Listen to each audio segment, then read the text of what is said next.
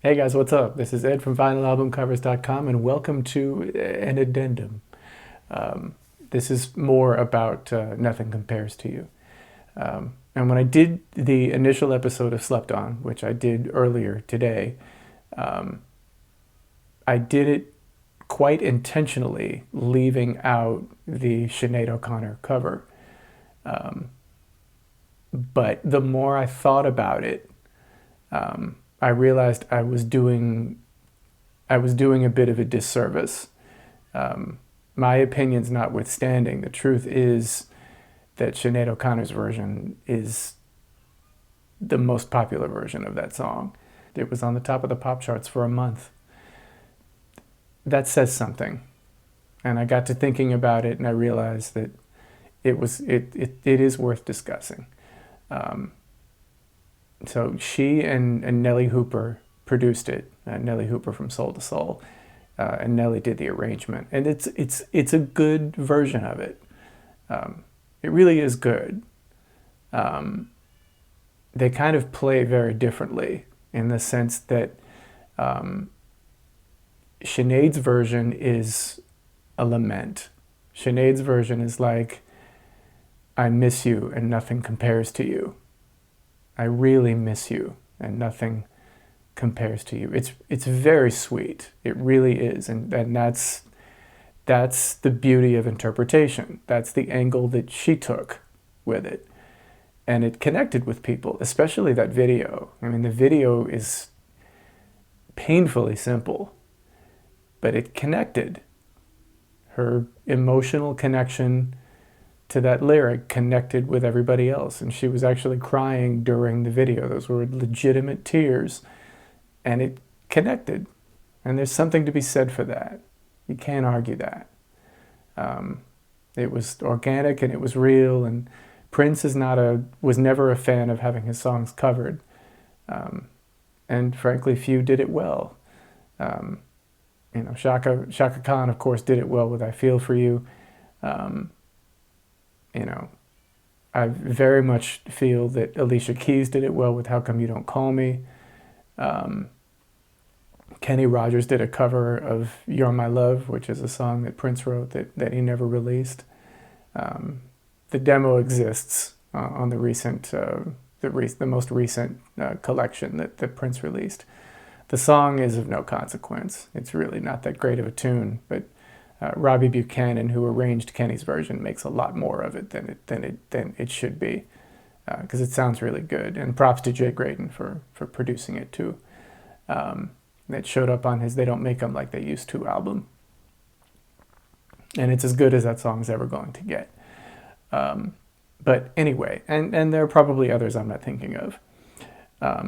But anyway, I'm getting sidetracked. Sinead's version of "Nothing Compares to You" is a lament,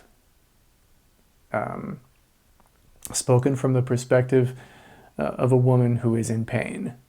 And she misses him, and darn it, nothing compares to you, I want you back. The family's version is not that. The family's version is a funeral dirge. He has lost her and his life is over. There is no reason to go on. It's over. Everything good in life is gone.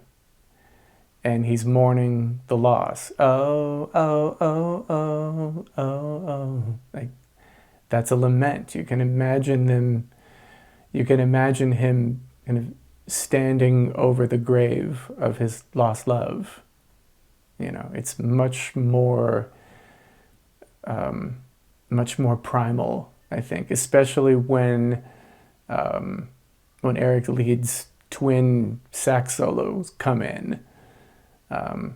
It's the sound of wailing and just being in unbelievable pain and grief from a loss that you can never really recover from. And that's the sound of that saxophone. And it's so, the longing and the devastation is so obvious in the way that song is produced and in the way that the string arrangement is done. Claire Fisher created a string arrangement that is beautifully off balance.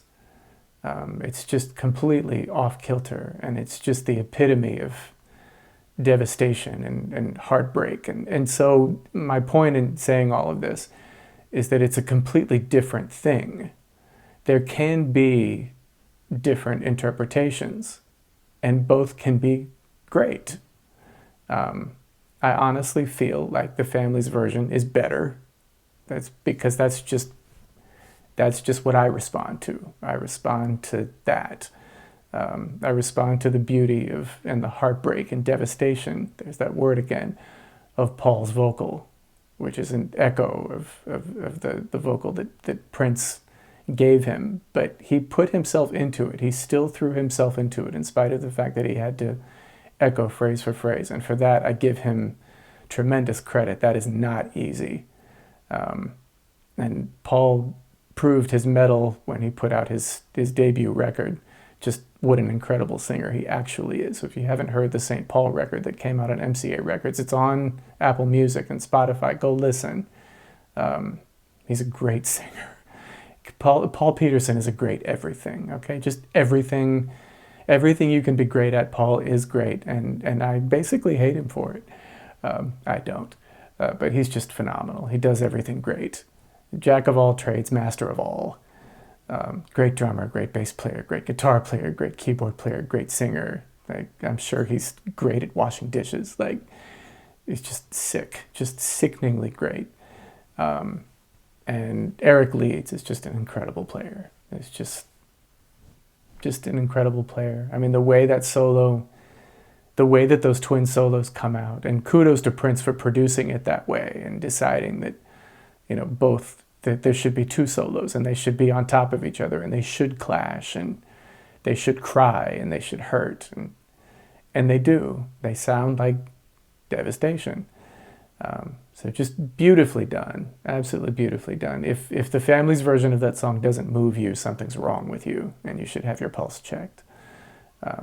Similarly, if Sinead's version doesn't move you, you should also have your pulse checked because it is equally beautiful in a completely different way. So I wanted to say that, I wanted to be fair. And I didn't want to let this go without saying that. So this will be posted as an addendum. So, but anyway, as always, thank you very much for watching. I know I go on, I know, and I apologize for doing so, but music, that's how music affects me. What can I tell you? But again, thank you very much for watching. I truly appreciate it. I'm humbled and honored whenever anybody bothers to come to my little corner of the internet and watch my videos. It's truly incredible. And we'll catch each other again. And until we see each other in the next video that will probably not have an addendum, keep listening to great music.